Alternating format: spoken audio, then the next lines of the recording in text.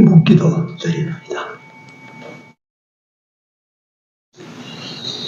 은혜 속에 살면서도 감사치 못하고 감사할 줄을 잊어버리고 살았던 저희들에게 1년 3차례 하나님께서 베푸신 은혜를 기억하게 하시고 감사를 회복하도록 하신 하나님 여호와께 진심으로 감사를 드립니다. 우리 안에서부터 주로 말미암아 받은 바 은혜를 감사하는 감사가 샘솟듯이 솟아나서 우리 삶이 절로 행복해지며 우리 삶이 절로 기쁨과 평안으로 나아갈 수 있도록 감사하는 자들이 다 되기를 원합니다. 어떤 일을 만나도 하나님을 향하여 참된 믿음과 소망을 가지게 하시고 범사를 감사함으로 하나님께서 더하여 주시는 복을 받는 우리 모두가 되게 하여 주시옵소서. 오후 시간 예배 후에도 성령이 같이 하시고 이 증거되는 말씀을 통하여 마음의 감동을 받으며 또 하나님께서 요구하시는 요구를 깊이 깨달아서 남은 생애가 감사 생애가 되어질 수 있도록 은총을 더하여 주시옵소서. 시종을 우리 주님께 의탁하고 예수님 이름으로 기도드리옵나이다. 아멘.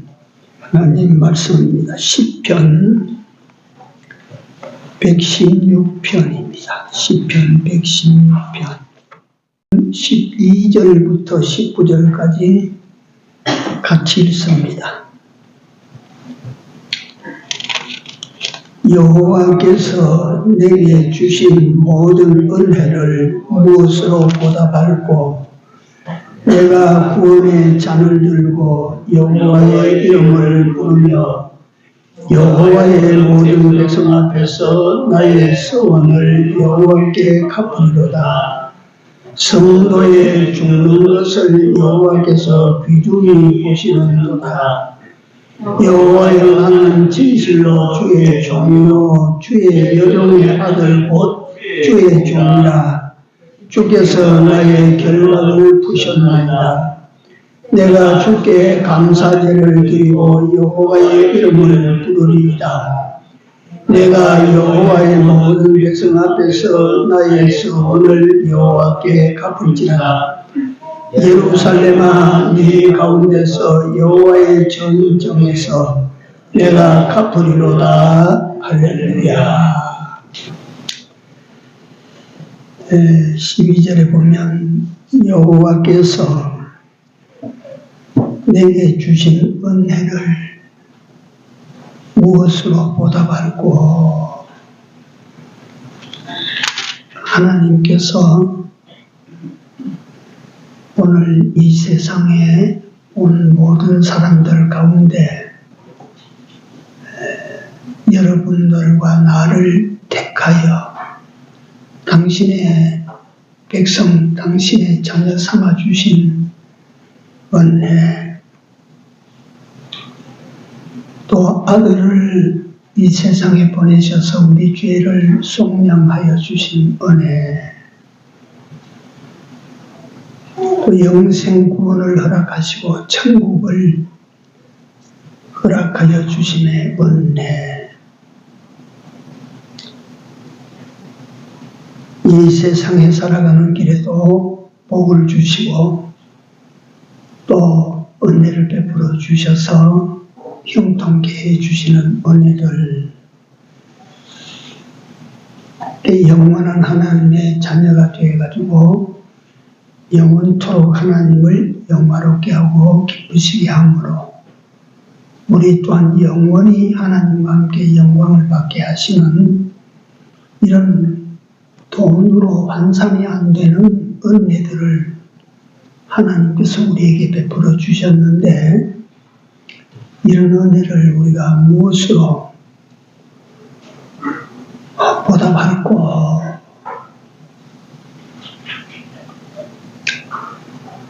이 값도 없이 공짜로 받았다는 것이 은혜입니다. 하나님께서 내리신 은혜를 우리가 값을 내라고 하셨으면 이 값을 낼 수가 있었겠나?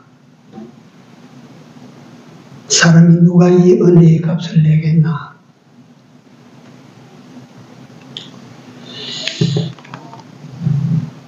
강변교회, 고강변교회 김명혁 목사님 간증기를 잠깐 본 적이 있습니다.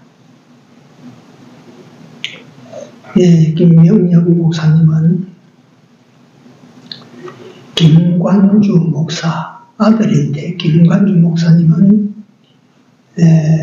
신의주 제2교회 평양 서문박교회와 같은 굴지의 교회를 담임하셨던 훌륭한 목사님이시라. 그 신의주라고 하는 곳이 그 당시에 전부 믿는 사람이 되어서 신의주 장날이 주일이 되면 장이 안 섰다 그래요. 그 정도로 신의주가 전부 믿었대요. 얼마나 우리 복음이 북쪽에 먼저 들어왔는데, 그 먼저 들어온 복음이 북쪽 땅에서 뿌리를 내리지 못하고 공산당에 그만다 쫓겨나 버렸어요. 저희는 잘 모릅니다. 신의주에서 그렇게 온 도시가 다 예수를 믿었는데, 6.25 때 순교자 한 명을 내지 못한 도시가 신의주랍니다. 그러니까 하나님께서 그 도시를 버리신 것이라.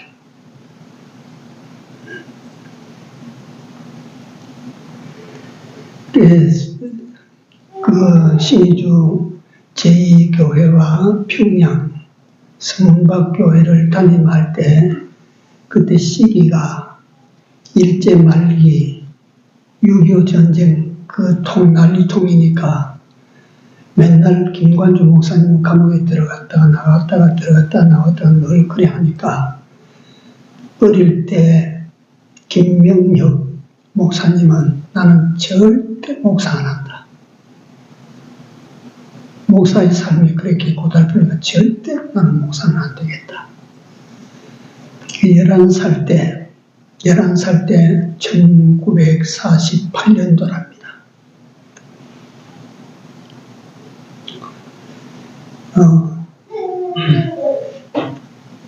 그때 이제 감옥에 있는 아버지를 면회하고, 아버지 저 남쪽으로 갈래요. 아버지가 이유를 묻지 않고 한참 생각하시더니 그러면 가. 집에 와서 어머니한테 엄마 나 남쪽 이모집이 있었는데 서울에 이모집에 갈래요. 여기가 싫어요. 그래서 어머니가 눈물을 흘리며 한참 보시다가 똑같은 아버지가 똑같은 말로 그러면 가라. 이래서 이제 11살짜리가 1951년도랍니다. 내가 연도를 잘못 말했는데 11살짜리가 남쪽으로 피랑 가는 어른들 틈에 섞여서 이제 북한이 감시를 하는데 그래 넘어왔대. 넘어오다가 어른들은 다 잡혀가지고 도로 돌아가고, 그래 이 어린아이는 죽으라고 내빼서 그 밤에 맞지 방향이 어딘지도 모르고 도망을 가서 시골에 있는 어떤 초가집에 들어가서 처마 밑에 이래 서 있으니까 주인이 나와서 네가 누구냐? 나는 평양에 사는 사람입니다. 네 어디로 가나? 남쪽으로 가려고 합니다. 누구하고 같이 가나? 데려다 줄 사람이 나니까 어른들이 같이 넘어가다 다 잡혀가고 나만 홀라 도망왔습니다 하니까 그 사람이 그 아이를 데려다가 남쪽으로 넘어가는 길로 보내준 거라. 그래서 김명영 목사님은 그가 나중에 돌아가실 때 감사를 일일이 말하다가 그 사람은 천사였다. 천사였다. 걔 남쪽에 내려와서 뭐 을지로 어디에 살고 있는 이모집을 찾아가서 거기서 이제 초등학교는 이제 11살이니까 4학년인가 이래 초등학교 2학년에 들어갔답니다. 2학년에 들어갔는데 머리가 좋아가지고 서울 중학교, 서울 고등학교, 서울 대학교 이래 나오고 학비 전부 장학금 받아가지고 그 나오고 난 다음에 북쪽에 계시는 아버지가 생각이 나서 그 아버지가 생각이 나서 어릴 때 가끔씩 귀에 넣어주시는 말, 너는 잘 훈련해서 훌륭한 목사가 되라. 총신에 들어가서 1년을 공부하다가 보니까 이거 공부를 좀 해야 되겠다 하고 그 당시 돈 $100를 어떻게 모아가지고 $100를 가지고 인천에 가서 군용 큰 기선을 타고 꼭 한 20일 다 돼가지고 미국 샌프란시스코에 도착해서 거기서부터 12년 동안 미국의 4개 대학을 3개 대학을 수료하고 박사학위도 받고 그런데 그것도 전부 장학비 받아가지고 살고 공부하고 그러다가 미국에서 청하는 교회 있고 못당 문화도 이렇게 자꾸 만류하는데 한국으로 나와서 강변교회를 개척하고 28년 동안 심호하다가 정년퇴직해서 물러나고 그러다가 작년인가 저작년에 하나님의 부름을 받고 하늘나라로 가셨습니다. 이런 말은 그분이 예천의 고아처럼 여기에 와서도 자신이 감정을 합니다. 바울의 고백을 그냥 그대로 고백을 합니다. 나된 것은 전적 하나님의 은혜였다. 나의 나된 것은 전적 하나님의 은혜였다. 그 은퇴 예배를 드릴 때 은퇴 예배가 끝이 나고 이제 다 끝이 나고 행사 끝이 났을 때 김명영 목사님이 찬송가를 부른 것이 아니고 내가 노래 하나 합시다. 그래서 앞에 나와서 찬송가를 부른 것이 아니라 여러분들 아시죠? 듬뿍 북새 논에서 울고 뻐꾹 새 숲에서 우네 우리 오빠서 말 타고 서울 가실 때 비랑 구름 사가지고 돌아온대. 그걸 부르는데 그게 참 신기하죠. 그 이제 예배 시간에 감격적인 그 예배를 드리고 기쁨으로 드렸는데 김명영 목사님이 그 노래를 부르는데 다 눈물을 지어서 눈물을 이북에 남겨놓고 있는 어머니, 아버지, 여동생 그 생각을 하고 그래 그 노래를 그리면서 제가 불렀습니다 하니까 다 그 눈물을 짓고 그랬다고 합니다. 그분이 이제 돌아가시 직전에 내가 받은 은혜를 무엇으로 갚을까? 내가 받은 은혜의 종류를 어떻게 기록할까? 그러면서 몇 가지를 감사를 했어요.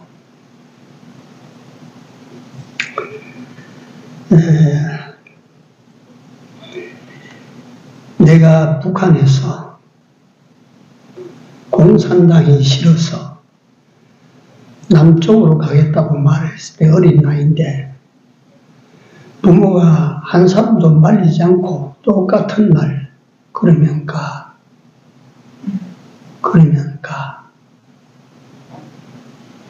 나를 공산지하에서 자유대한민국으로 하나님께서 옮겨주신 것을 무엇으로 감사할까? 그러고 그 밑에 사슬을 달기를 나를 죄와 마귀에게서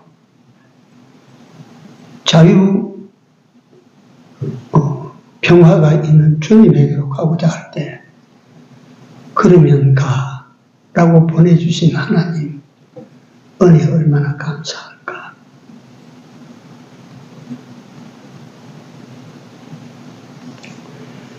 내가 넘어오다가 다른 사람 어른들은 잡혀가고 어린 나만 천사를 통해서 그 38선을 넘겨주신 이건 하나님이 하신 일이라. 그걸 생각하면서 평생에 그에게 위기가 닥치고 어려움이 닥쳐도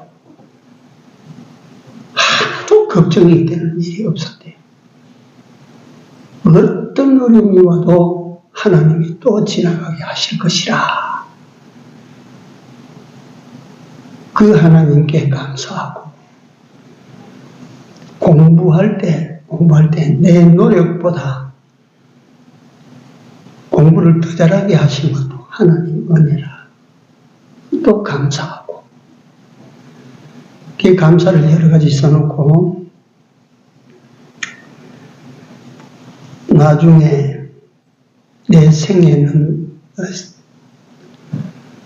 다 됐다 이 말이죠. 그러니까 내 아버지, 내 어머니는 살아생전 보지 못하고 여기서는 만날 수도 없는데 이제 주님을 배웠고 그 다음에 우리 사랑하는 아버지 배웠고 우리 어머니 배울 수 있도록 천당으로 가게 해주신 거 감사하고 그렇게 이 노 목사는 세상을 떠났습니다. 그 죽음도 감사하라. 여기 보면 하나님께서 성도의 죽는 죽음을 귀하게 여긴다.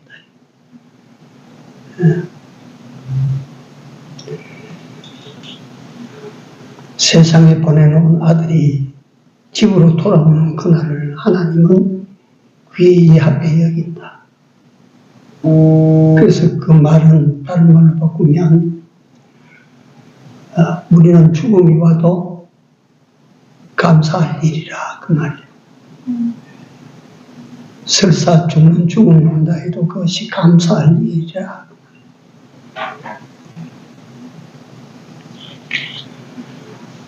그리고 김명정 목사님의 꽁트에 이런 내용이 있어요.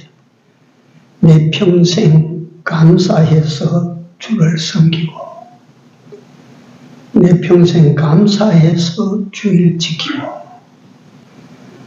내 평생 감사해서 예배하고 내 평생 감사해서 찬송하고 내 평생 감사해서 기도드리고 내 평생 감사함으로 항상 기쁘고 평안했습니다.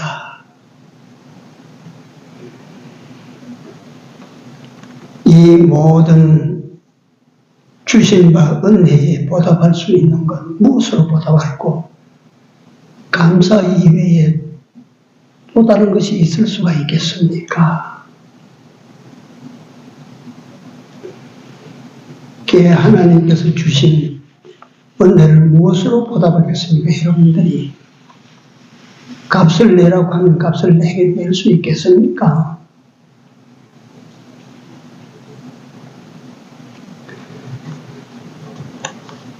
카타콤에 있는 성도들, 카타콤의 성도들은 그 카타콤이 무엇인지 아시지요? 로마의 기독인들 박해할 때 땅굴 속에 파고 들어가서 거기서 피신하고 거기서 예배하고 그렇게 살았어요. 근데 지금 로마라고 하는 바티칸 시국이 있는 그 도시는 지하의 땅굴이 얼마나 되는지 아직 다 발굴이 안 됐대요. 많이 죽었어요.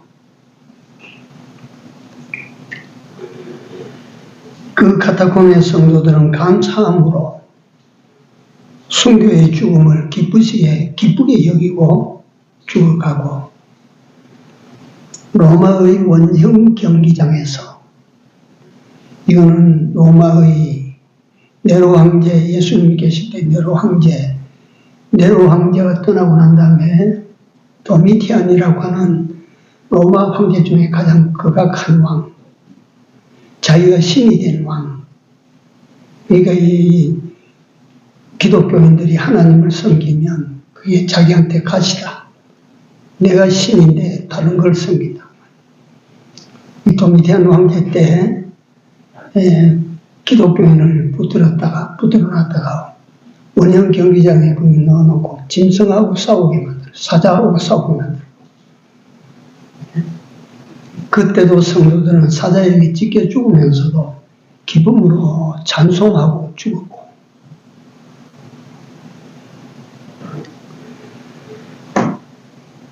그 모든 삶의 기쁨이 어디서 나오느냐면 받은 바 은혜를 생각하는 데서 나온다 이 말이에요. 그 은혜의 보답은 다른 걸로는 못 냅니다. 돈으로 내겠습니까? 금으로 내겠습니까? 그 은혜의 보답은 감사밖에 없어요.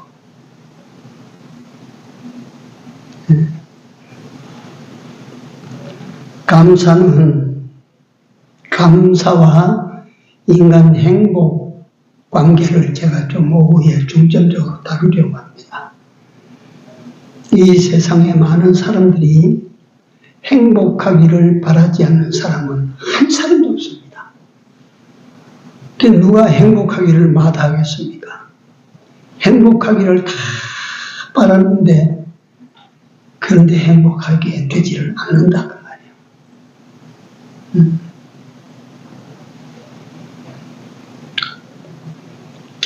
이걸 가지면 행복할까, 저걸 가지면 행복할까, 그게 안 된다 그 말이에요. 안 된다. 이 감사는 먼저 그 사람이 가지고 있는 신앙의 바로메타입니다.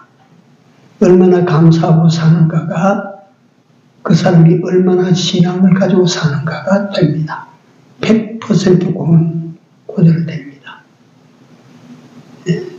그 사람 신앙이 참 좋다 하면, 진짜로 신앙이 좋은 사람은 감사하는 거예요. 감사. 이거는 믿음해도 그 속에 참된 믿음이 없으면 그 속에 감사가 나오지 않아요. 감사가. 그래서 그걸 가지고 자기 자신을 여러분들이 시험해 보면 됩니다. 내가 참 믿음에 있는가? 뭘로 시험하나? 감사합니다. 감사.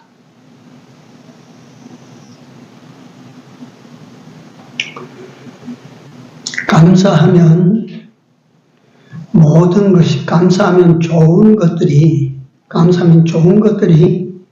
더 상승됩니다. 상승.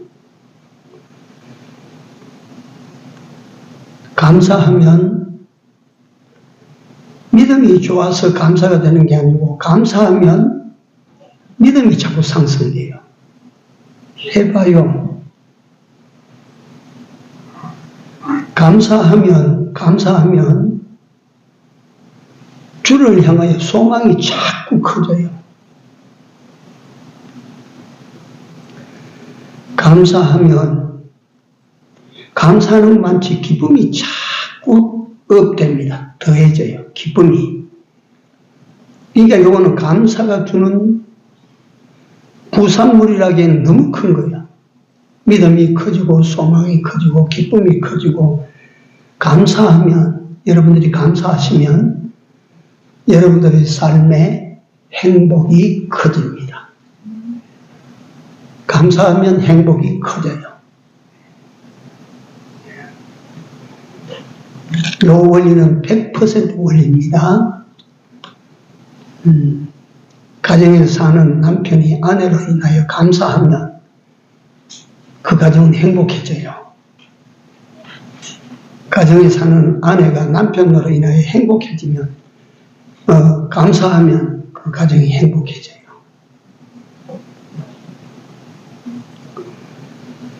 행복하게 산다는 것은, 행복하게 산다고 하는 것은 다른 말로 자기 삶이 만족하며 감사가 될 때입니다. 행복하다. 행복한 것이 어떤 것이냐? 만족하다. 그래서 만족함을 가지고 감사한다. 이게 행복이에요. 행복하게 산다고 하는 것도 한 가지, 항상 기쁘고 즐거움으로 감사한다. 이게 행복이요. 세 번째로는 행복하다 하는 것은 미래 소망이 환하게 보이는 거예요. 이 행복한 거야. 그래서 미래를 보고 감사하는 거예요. 미래. 이게 그 행복이 되는 행복.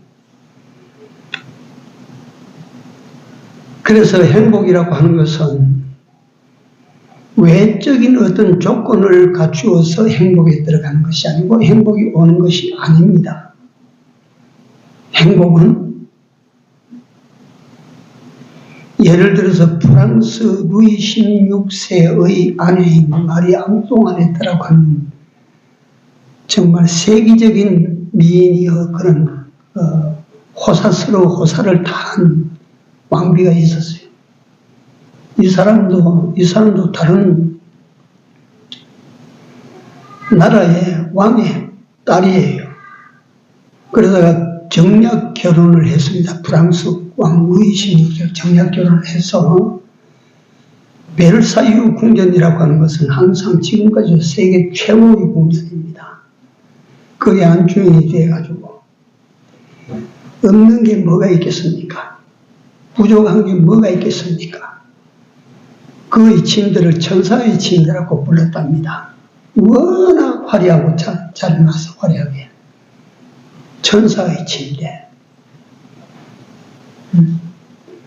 그리고 그 왕관과 그 몸에 보석이 주렁주렁 다 달리는 옷을 입고 항상 그가 옷을 입으면 소위 말하는 치마자락을 잡는 시녀들이 줄줄 따라다니고 그렇게 호사를 다한 삶을 살아도 마리 앙뚜아네트라고 하는 왕비는 전혀 행복하지를 않았어요. 만약에 조건적으로 하면 그보다 더 잘 갖춘 여인은 천하에 없는데 그걸 다 갖추어도 마리 앙뚜아네트는 행복하지를 전혀 않았어요.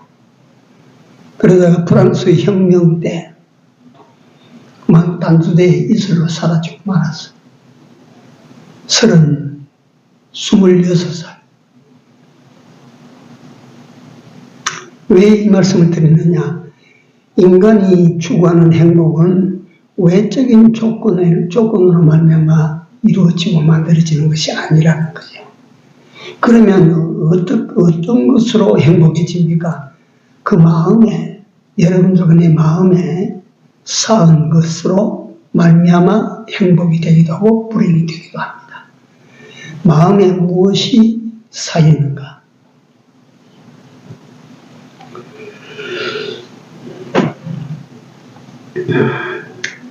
예를 들어서 마음에 담기는 것이 불안, 염려, 근심, 걱정 또는 시기 또는 불만 이런 부정적인 것들이 여러분들 마음에 쌓여 있으면 천만금을 갖다 놔도 여러분들 행복하지를 않습니다. 네? 아무리 좋은 집에 갖다 놔도 행복하지를 않을 것이요. 네? 그래서 행복이라고 하는 것은 마음에 무엇을 사두는가 이거예요. 예를 들면 내 마음에 담겨 있는 것이 우리가 이 감사가 주제니까 각가지 감사가 담겨 있다고 생각을 해 보십시오. 각가지 마음에 감사할 것이 담겨 있다. 이거 뭐 남편을 봐도 감사, 아내를 봐도 감사, 딸을 봐도 감사, 아들을 봐도 감사, 방안을 봐도 감사, 방밖을 봐도 감사, 내 몸을 봐도 감사.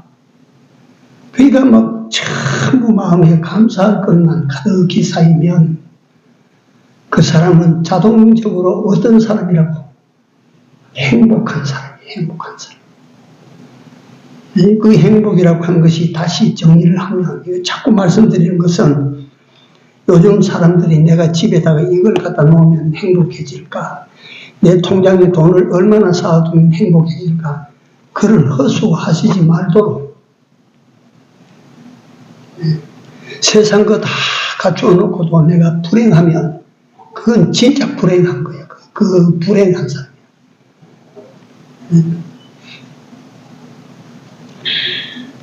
내가 종종 내가 초등학교 때 내 짝지였던 만석군의 아들이 내 짝지로 참 친했거든요. 김목흥이라고 하는.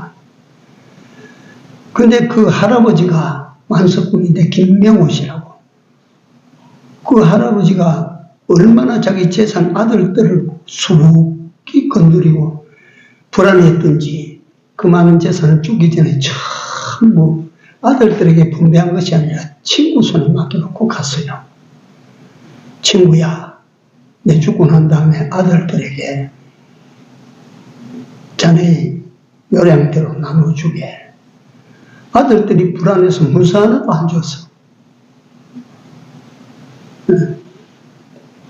만석군 부자도 말이지 그렇게 불안하게 사는데 거기 무슨 행복이 있겠어요 하다가 저 거지가 다른 밑에서 아버지 거지가 아들 거지를 데리고 다른 밑에 거기서 죽으려고 샀는데 앞 동네 집에 불이 나니까 아들놈이 하는 말이 아버지 우리에게는 불날 연애는 없지요. 우리는 불날 연애는 없지요. 그러니까 그 아버지가 뭐라고 말하는지 알아요? 다 애비 덕이란다. 네? 불날 염려 없는 그게 불나는 집에 있는 것보다 훨씬 행복하지 않아요? 그렇습니다. 행복이라고 하는 것은 외적 조건에 의해서 오는 것이 아니고 여러분들과 내 안에 작은 물질도 감사할 때 행복해지고 헌 옷이라도 감사히 입으면 행복해지고 그렇지 않아요? 감사하면 행복해집니다. 그리고 이 행복이라는 그러니까 다이아몬드는 삶의 다이아몬드는 깊이 땅을 파서 얻을 수 있는 것이 아니에요. 저 바다 밑까지 내려가서 주워오는 것이 아니에요. 행복이라고 하는 것은 내 안에 내게 주신 하나님의 은혜를 발견하는 거예요. 내게 주신 하나님의 은혜를 내가 찾는 거예요. 내게 주신 하나님께서 내게 베풀어 주신 은혜를 발견할 때 그것이 여러분들과 내 안에 다이아몬드입니다. 인생 다이아몬드예요. 왜냐하면 감사는 어디서 나오느냐 하면 받은 것 없는 데서 감사가 나옵니까? 감사 아무것도 없는데 감사 나옵니까? 아무 받은 것도 없는데 하나님으로부터 받은 바 은혜를 찾으십시오. 그 은혜를 발굴해내야 거기서 삶의 진주 감사가 만들어지는 감사가. 이 하나님께서는 뭐 우리 사람들에게 이 은혜를 줘도 감사한 줄 모르고 이 은혜를 은혜인 줄도 모르고 거기는 이제 은혜를 그만 주신다 하나님께서. 이거 그만 줘야 되겠다 이거는.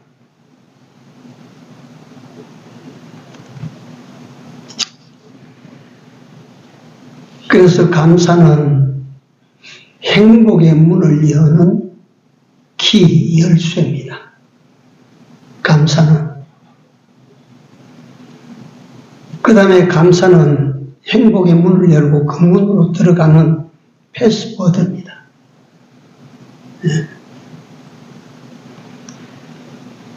그래서 감사함으로 그 문에 들어가며 찬송함으로 궁정에 들어가리로다. 시편 100편 4절. 감사함으로 그 문에 들어가고 찬양함으로 궁전에 들어간다.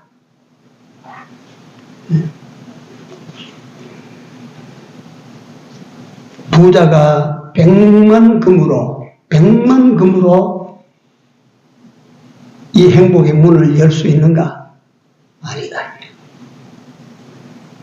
좀 전에 말씀드린 것처럼 외적인 어떤 조건을 다 갖추었다 할지라도 행복의 문을 열 수 있는가? 행복의 문을 딸 수 있는가? 아니라 이게. 왜? 행복의 문을 여는 키가 안 맞아, 그게. 행복의 문을 여는 키는 감사예요, 감사. 그러면 어떤 사람이 감사할 수가 있다 그랬죠?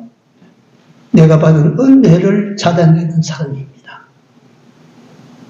내가, 여러분들과 내가 입고 받은 은혜를 찾아내야 돼요. 그걸 찾아서 한번 감사를 해보시도록. 앞으로, 그래, 자꾸 감사하고 살아야 되겠다. 감사가 행복을 여는 키란다.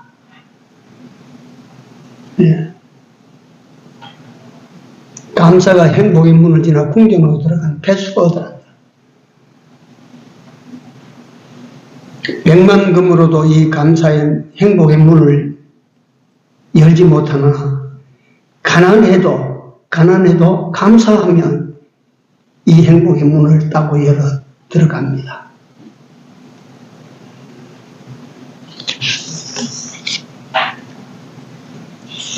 그래서 은혜를 회복하고 우리 삶 속에서 그 받은 바 은혜를 간직하고 보관을 잘 해야 됩니다. 은혜를 주니까 또 잊어버리고 은혜를 주니까 또 흘려보내버리고 이러면 안 된다 이 말이에요. 그래서 우리는 감사할 것 참 많지만은 저는 그러니까 이게 요것도 문제가 없는 것은 아니에요. 하나님께서 나를 택해 주신 은혜를 내가 감사한다.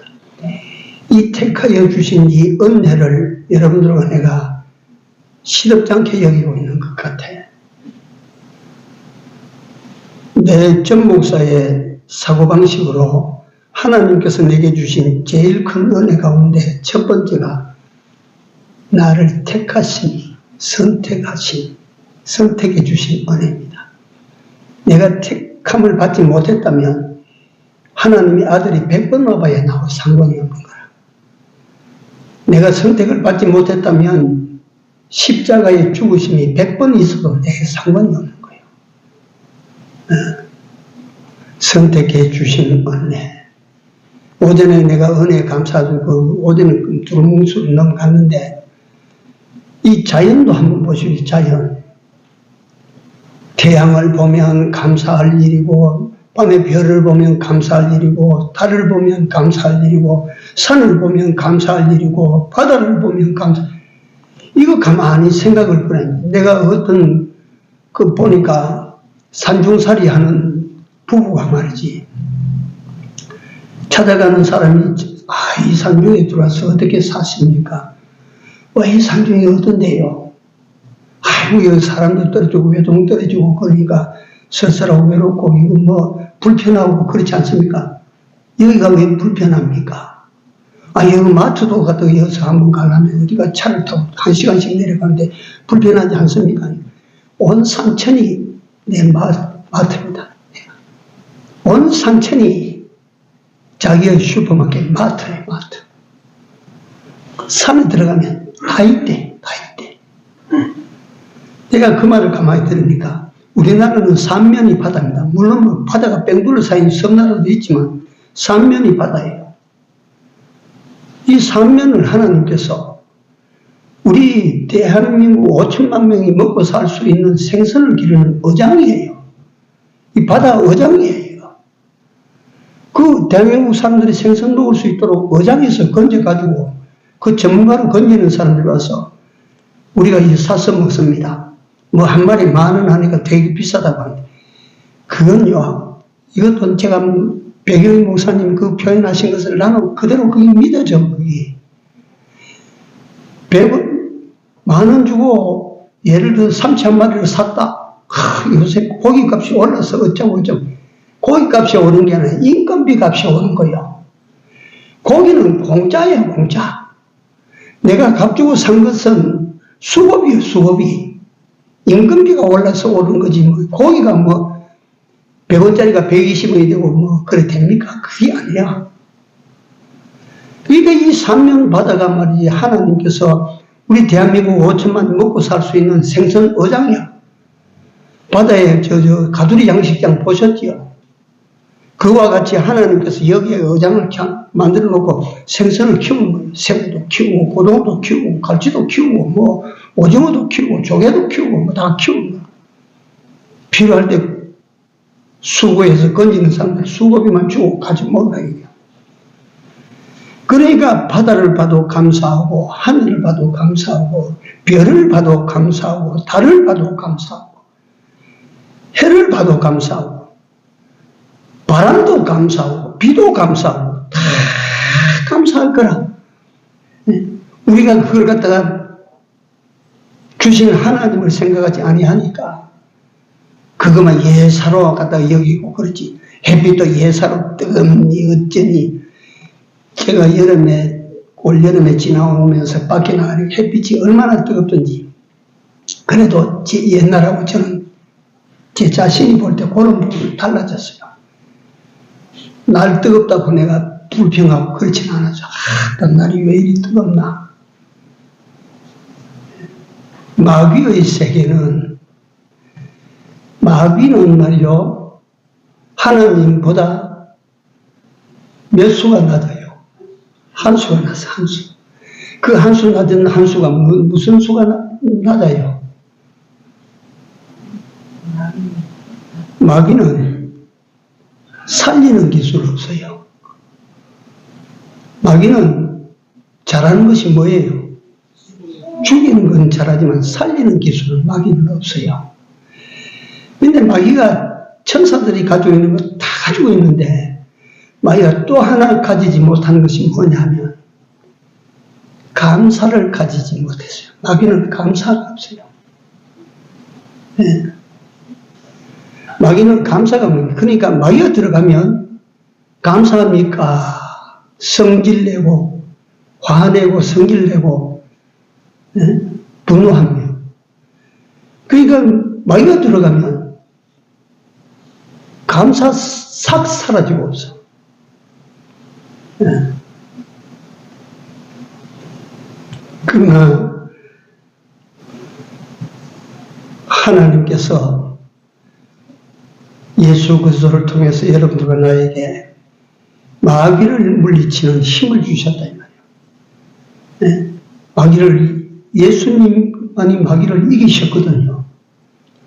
그러니까 우리가 예수님을 의지하면 마귀를 물리칠 수가 있다 이 말, 마귀를. 네? 그래서 이 예수 그리스도의 은혜를 생각하고 예수 그리스도를 생각하는 이 삶이, 이게 정말 여러분들의 삶 속에 진짜 삶이 돼야 돼. 맨날 믿는다고 하는 건 껍데기만.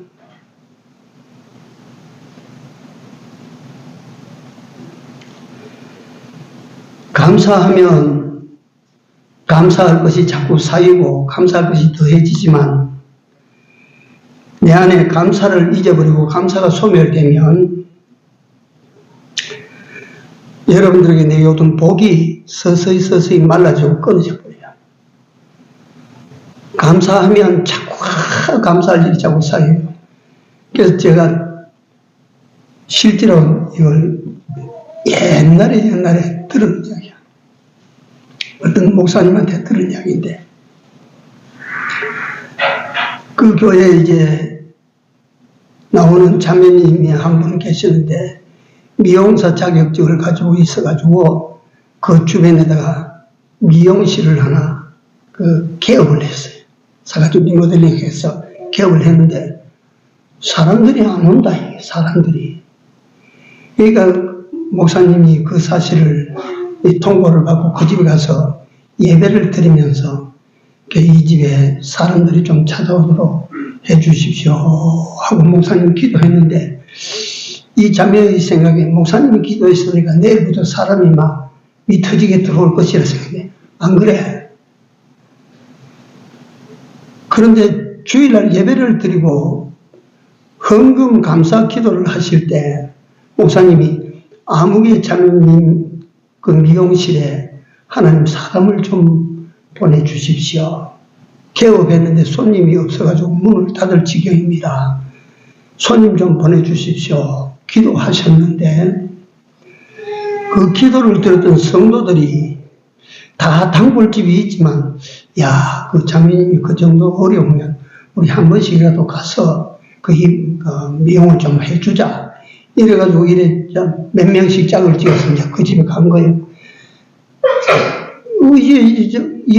그 식당도 그렇잖아요. 휑한 집에는, 문 열어보고 휑한 집에는 들어가기가 힘들잖아요. 안에 그래도 사람들이 앉아있으면 들어가지는 거라. 그러니까 그 성도들이 몇 사람씩 들어와 있으니까 주변 사람들이 그것 자꾸 들어오는 거예요. 근데 그때 그 자매가 믿음을 가지고 기도하고 막 감사하고 하니까 손님들이 막 계속 들어와서 말이지, 막 줄을 서고 막 그 많은 자리가 막 빛이 터지고 이런 기라. 그러니까 건너편에 미장원 하던 사람들은 막 문을 닫을 지경이라.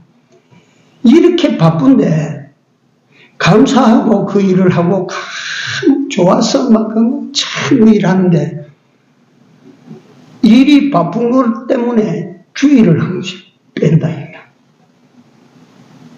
다시 말하면 일이 그렇게 손님들이 막 많이 차고 하니까 일에 매여서 감사 잊어버리고 주의를 한 번씩 뺀다. 그 목사님이 야단을 쳤는데 야단친다고 막 그 교회 안 나온 거예요. 그 미용실이 어떻게 됐을 것 같아요? 감사가 소멸되면 하나님이 주신 은혜의 손길이 점점 거두어들어지는 거야. 예, 시간이 오늘 또 많이 갔는데, 세상 일은 힘들고 여러분들이 바쁠 때일수록 감사하십시오. 예, 힘들고 바쁠 때일수록 감사하십시오. 그래 해보십시오. 그 다음에 어렵고 실타래처럼 뭐가 꼬이고 이래 될 때 불평하지 말고 뭐 해야 돼요? 실타래처럼 이렇게 내 인생 왜 이렇게 복잡하게 되지? 아, 이거 진짜 예수 믿어서 자꾸 살기 어렵게 되네. 예를 들어서 그렇게 원망하고 불평하지 마시고 뭐 하라고요? 감사하십시오. 감사해 보십시오. 이거 실제 해봐야 돼, 정말. 이런 감사, 하나님께서 주신 은혜에 보답할 수 있는 유일한 값, 이거 잘 사용하면 하나님께서 네가 이번에 또 값을 냈어? 예, 하나님께서 주신 값을 내가 드렸습니다. 하나님 받으셨지 않습니까? 보자. 아, 옳다. 이번에 네가 또 값을 또 냈네. 감사했다는 거예요. 아, 그러면 이거 받아봐라. 저거 받아봐라. 하나님 그러지 않겠어요? 값을 자꾸 내면 이거는 갖다 자꾸 줘도 된다 이거 아니에요. 그게. 이래서 감사함으로 감사가 더해지는 우리 모두가 되도록 삽시다. 그렇게 살아야 돼요. 기도합시다. 감사가 행복으로 이어지고 감사가 기쁨으로 이어지며 감사가 행복으로 이어지고 평화로 이어진다는 것을 주께서 저희들에게 알게 하여 주셨사오니 이제 우리 모두가 다 감사의 삶을 살아갈 수 있도록 주여 저희들의 마음을 주께서 주관하시고 지켜 주시옵소서. 항상 우리 마음에 감사가 솟아나게 하시고 하나님이 주신 은혜를 감사로 값을 낼 수 있는 삶이 되게 하여 주시옵소서. 또한 우리 아버지 하나님께서 우리에게 허락하신 은혜들을 기억하여 찾아내는, 그리고 그 은혜를 기억하고 살아가는 우리 모두가 되게 하여 주시옵소서. 예수님 이름으로 기도드리옵나이다. 아멘. 주여, 주시는 모든 것은 다 하나님의 손에서